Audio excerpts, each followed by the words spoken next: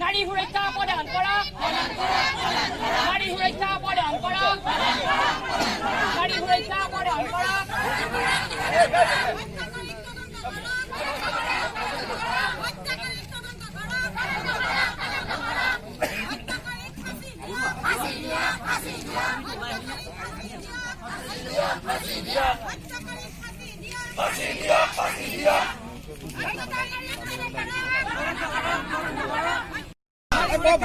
BJP সরকার হাই হাই সুরক্ষা প্রদান করক, হত্যাকারী কম সময়ৰ ভিতৰত প্ৰয়াত কৰিব লাগিব, হত্যাকাৰী কম সময়ৰ ভিতৰত প্ৰয়াত কৰিব লাগিব।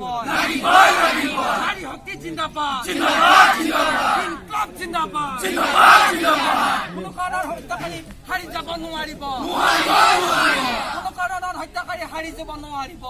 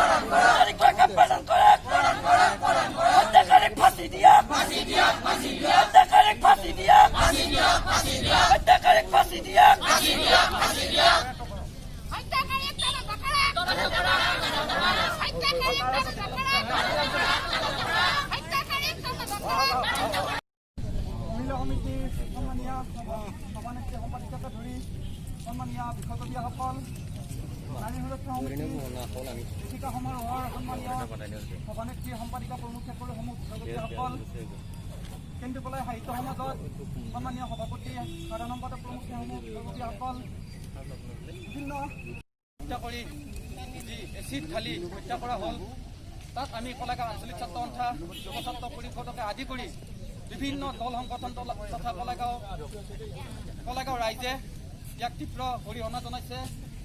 আৰু আজি এই হত্যাকাৰীক অতি সোনকালে যাতে প্ৰয়াত কৰিব পাৰে প্ৰশাসনে, তাৰ দাবীত আজি ৰাজপথত আমি এই আন্দোলনৰ জৰিয়তে চৰকাৰৰ যি নাৰীক সুৰক্ষা কৰিম বুলি চিতাহী মাৰি অহা আজি বিজেপি চৰকাৰ, এই বিজেপি চৰকাৰক আমি এই প্ৰতিবাদস্থলীৰ পৰা আমি সকীয়াই দিব বিচাৰিছোঁ।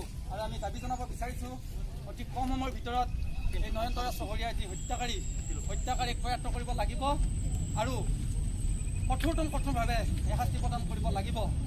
তাৰ দাবীত আজি আমি এই ৰাজপথত আমি বহিছোঁহি।